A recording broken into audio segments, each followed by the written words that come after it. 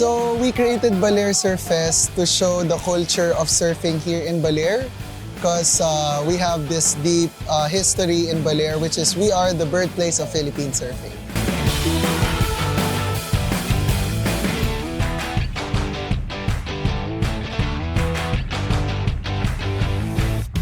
So what makes Baler, it's a great location for the World Surf League, is the waves.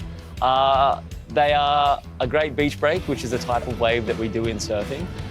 This fills in locations around the Philippines. We have a reef break in Siargao, we have a point break in La Union, and we have a beach break in Baler in Sabang Beach. This sort of rounds out all types of locations in the Philippines. And sometimes it might not be the biggest waves in the world, but it's a very technically challenging wave, which challenges the athletes and ups their skill throughout these events, which is a great part of the WSL event calendar. Well, first of all, nandito sila because of the waves kasi meron tayong world-class waves dito sa Baler.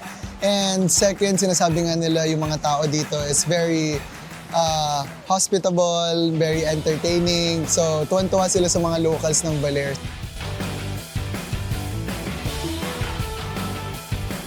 Well, it's been pretty amazing. That's why we are still here. And yeah, people are super kind, and I think I've never experienced this in my life.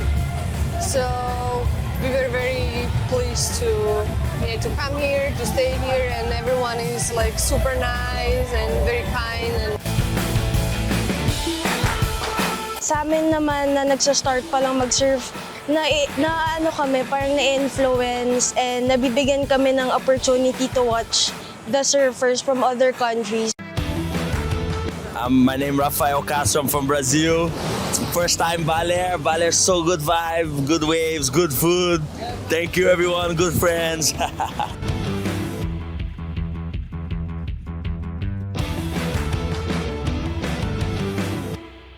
Having events like this it showcases that surfing is a career, it showcases it as a healthy lifestyle and a great positive part of their life, which former generations didn't get the benefit of.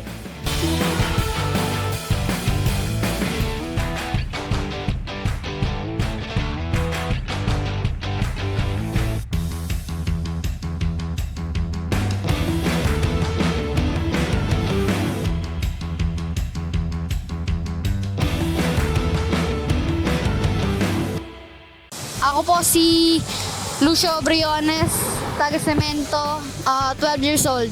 Gusto ko lang po mag-surfing dahil po sa community. Kasi kami ang pinagaling ng mga surfers at maganda dito eh. Sobrang solid po kasi sa mga kaibigan ko pong mga nakakalaban, tas bakbakan po. Ako si Epong Paraon, isang surfer dito sa Baler. 17 years na ako nagsa-surfing at 23 years old. As a surfer, may expose kami sa ano nga ba yung laro ng ibang bansa, ano nga ba yung laro ng mga pro.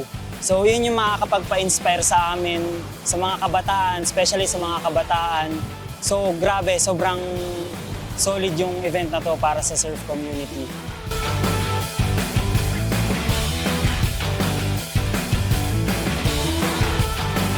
You know, it's the whole life we prepare for this and training, so it's since childhood dream and we focus, and for most is just to have fun, you know, it's more important, and then whatever comes is bonus.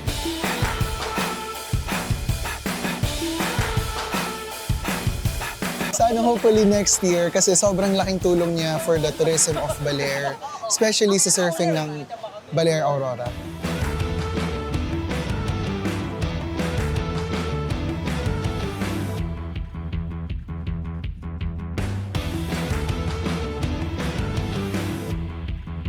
Come to Aurora. It's one of a kind, it's beautiful, it's hospitable, the people are wonderful. From the local Surrey stores to the hotel staff to the surfers you're sitting next to in the water.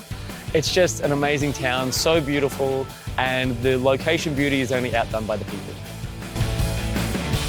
Yeah, here's so nice to come, like people so good, beautiful place, good sun, good waves, good food. For sure come, people are amazing, and best vibes I've ever been for sure. So I hope nang maging takeaway ng mga visitors and mga tourists na pumunta rito sa Baler during my event is maalala nila yung kung gaano ka babait yung mga locals, kung gaano ka sasarap yung pagkain dito, and then yung mga lugar kung gaano kagaganda. So yun, so I hope na yun yung maging takeaway nila at bumalik pa sila rito sa Baler. Welcome na welcome sila rito.